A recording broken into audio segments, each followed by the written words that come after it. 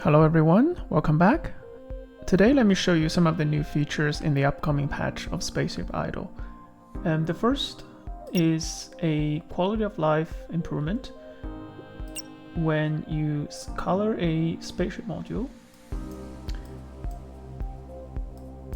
as you can see that the resource is also colored as well. And this will make it quite easy for you to distinguish between like what resources are what based on your color preference. The other quality of life is that there is a new kind of option for you to hide inactive resources. As you can see that now I've turned it off, and it shows that I used to produce AC 130. I don't produce that anymore, I already moved on. So here, if I turn that on, you can see that it already it hides that resource. So hopefully this would help you to declutter this kind of column, that you actually can focus on the resources you really care and ignore the resources that no longer relevant to the gameplay anymore.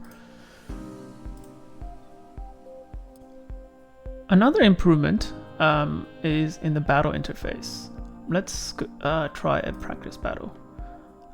As you can see that there is this new very, well, I wouldn't call it fancy, but cooldown indicator that indicates the cooldown of each module. And this is especially useful when you have kind of different modules and you want to see the fire cooldown of each one of them. And this kind of pop-up, which has been there since the last patch, has been very useful for looking or inspecting your battle performance. Like for example, like you can see, I'm basically missing these resources that I need to produce.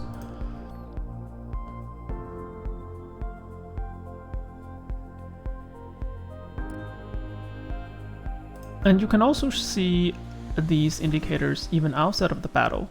By default, it's turned off so that it doesn't clutter kind of the interface, but you can always turn it on by turning this always show cooldown indicator. As you can see, this cooldown indicator also shows even you are outside of the battle.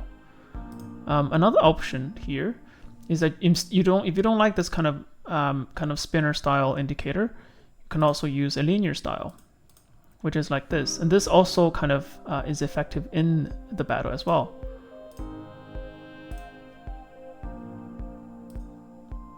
One of the big change is the battle rule has changed. Let's illustrate with this kind of a practice battle. Oftentimes, when a spaceship battle reach kind of a stalemate situation, the battle can linger on for quite a while. And the old rule has kind of a sudden death mode, which wasn't very clear. It used kind of different rules to decide, and it has all been unified into just one rule.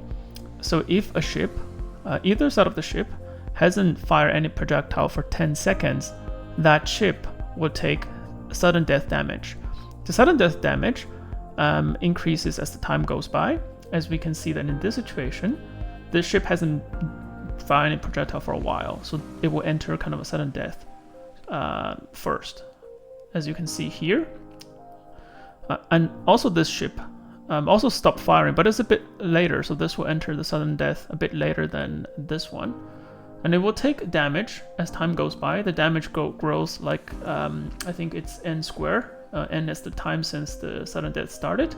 As you can see that this both start taking damage, and the battle will run until one of the ship got destroyed. Previously, the battle will only finish, they will finish at a situation where the game feels that there's no, one of the ship cannot be destroyed. And that is kind of a bit unclear, and sometimes it's a bit, people were wondering like what's going on. And now we let the battle always run until one of them get destroyed. And the sudden death will pretty much be the tiebreaker. If a battle reached kind of a stalemate situation. Let's try another battle. So let's try this practice battle to illustrate the situation as well. As you can see, they both fire, and at some point it kind of reaches this stalemate situation. And since the ship stopped firing first, it will enter death mode. And this would also enter death mode. And here it shows the actual damage per second that the ship actually takes. They take the same amount of kinetic, explosive, and energy damage, just to be fair to both ships. As you can see that this decided that with the sudden death mode, the left win. And one of the balancing change is that the autocannons and rail cannons will have a higher growth of deflection. The missiles will have a higher growth of armor. And laser arrays will have a higher growth of shield. So this kind of creates kind of a rock, paper, scissors situation, so that like each type of weapon family will be a good counter to another type. And this will make the battle kind of more dynamic.